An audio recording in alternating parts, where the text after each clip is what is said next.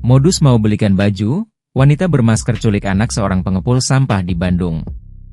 Seorang balita perempuan usia 2,5 tahun inisial NSP diduga hilang saat bermain di sebuah tos serba di Jalan Cipadung, Kota Bandung.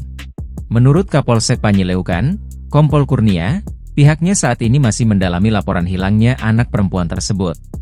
Diketahui, kejadian hilangnya anak tersebut terjadi Senin, 23 September 2024, ketika orang tuanya sedang mengumpulkan barang bekas menggunakan roda.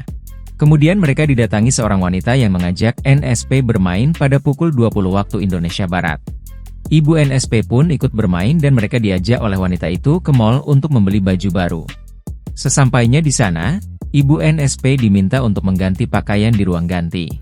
Namun setelah mengganti pakaiannya, Ibu NSP tak menemukan keberadaan si wanita beserta anak balitanya tersebut.